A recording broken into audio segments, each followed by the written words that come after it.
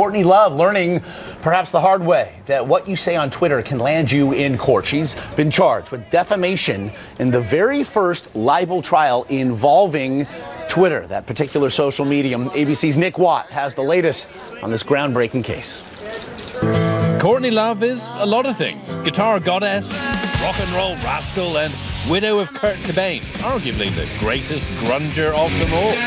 But did you ever think she might be responsible for the advance of jurisprudence in this great land?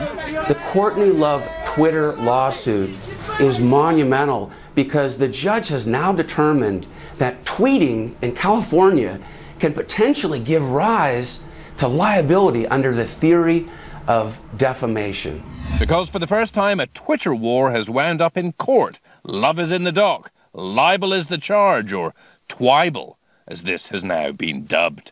The Courtney Love case will set a precedent that's going to result in potentially the average private person being liable as well. In this 2010 tweet, Love suggested her lawyer, Rhonda Holmes, had been, quote, bought off when she wouldn't help Love in a legal battle with the managers of the late Cobain's estate.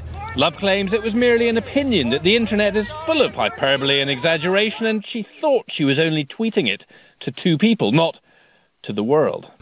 This case could rewrite the rules of the much-loved celebrity Twitter war. You know, like Miley Cyrus versus Sinead O'Connor, Demi Lovato berating Perez Hilton over his tweets about Lilo, George Lopez calling Kirstie Alley overweight and Kirstie calling George an alcoholic. Don't tweet when you're highly emotional. Don't tweet when you're under the influence of any kind of alcohol or drug. Sound advice for us all. Meanwhile, the love trial continues. For Good Morning America, Nick Watt, ABC News, Los Angeles. All right, for more on this, we're going to turn to ABC's Chief Legal Affairs anchor, Dan Abrams. And Dan, we saw the case as it's laid out now. What does it hinge on for you? It hinges primarily, I think, on the question of, is this an opinion or is this fact? This is standard libel law. Yeah. In any libel case, there's a big question, which is, in this case, when she said that her lawyer was bought off, is that her just saying, I think my lawyer was probably bought off? Or is she literally stating a fact, which is, I think my lawyer was paid to do something? If it's a fact, then she could be in trouble. If it's opinion, then she's protected. The internet, and particularly social media, seen at times and really cast as something of an electronic Wild West, where, you know, perhaps we can do what we want in a lawless place. But is this potentially precedent-setting now? Absolutely. Look, that's what she argued. She said the same standard shouldn't apply to Twitter as applies to something which has been reviewed for weeks in a magazine, etc. How can you apply the same legal standards, she argued. The court said no. It's still a statement being made publicly, in writing, and as a result, the same legal standard applies. Now, remember, we're talking about this being precedent-setting.